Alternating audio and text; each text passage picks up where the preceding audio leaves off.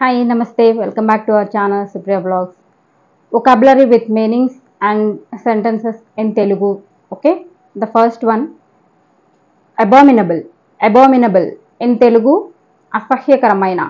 In English, abominable means irritate. Okay, the first sentence example, he was an abominable person or his behavior was abominable. అతని యొక్క ప్రవర్తన చాలా అసహ్యకరంగా ఉంది అని. His behavior was abominable. The second one is, it was an abominable weather all the week.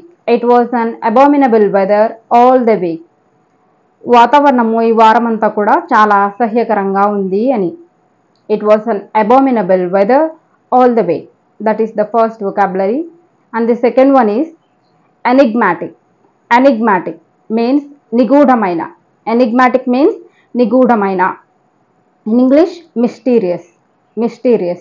Okay. The dream remains enigmatic image. The dream remains an enigmatic image. కళ సమస్యాత్మక చిత్రంగా మిగిలిపోయింది. ఆ కళ సమస్యాత్మక చిత్రంగా మిగిలిపోయింది అని అర్థం. Third one, myriad. Myriad. MYRIAD. Myriad means countless అని. Countless అంటే లెక్కించలేనిది అని అర్థం అన్నమాట. In sentence, we received countless blessings on our birthday, or I received myriads of blessings on my birthday. I received myriads of blessings on my birthday అని చెప్పొచ్చు.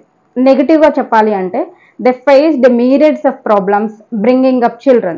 They faced myriads of problems bringing up children. వాళ్ళు పిల్లల్ని పెంచడానికి ఎన్నో సమస్యలు ఎదుర్కొన్నారు. లెక్కలేనన్ని సమస్యలు. అంటే తెలుగులో ఖచ్చితంగా చెప్పాలి అర్థం ఏంటి అంటే, మీరియడ్ అంటే అసంఖ్యాకమైన. మీరియడ్ అంటే అసంఖ్యాకమైన అని. సో వాళ్ళు లెక్కించలేనటువంటి సమస్యలు ఎదుర్కొన్నారు. They faced myriads of problems bringing up children అని అర్థం అనమాట. Next fourth one, wrathful. Wrathful means furious అంటే కోపంతో. కోపంతో అని అర్థం అనమాట.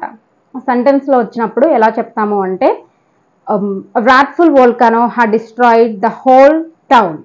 Wrathful volcano had destroyed the whole town అంటే చాలా కోపంతో, అంటే రగిలిపోయేటటువంటి కోపం అంటారు కదా. చాలా తీవ్రమైనటువంటి వోల్కానో ఏం చేసింది అంటే ఆ యొక్క టౌన్ మొత్తాన్ని నాశనం చేసింది. తీవ్రంగా ఉన్నటువంటి, చాలా కోపంతో ఉన్నటువంటి వోల్కానో ఆ యొక్క టౌన్ మొత్తాన్ని డిస్ట్రాయ్ చేసింది, నాశనం చేసింది. wrathful volcano destroyed the whole town. That is the first sentence. And the second one is, I know how wrathful he can be. I know how wrathful he can be అంటే నాకు తెలుసు అతను ఎంత కోపంతో ఉంటాడు అని. నాకు తెలుసు అతను ఎంత కోపంతో ఉంటాడు అని. Okay, so these are the 3 vocabulary with meanings. The first one, abominable. Second one, enigmatic.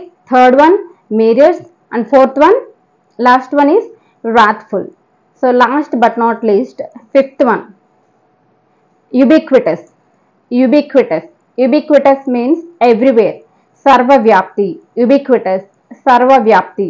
The presence of God is ubiquitous. The presence of God is ubiquitous means దేవుని యొక్క ఉనికి సర్వవ్యాప్తి అని. దేవుని ఉనికి సర్వవ్యాప్తి. The presence of God is ubiquitous.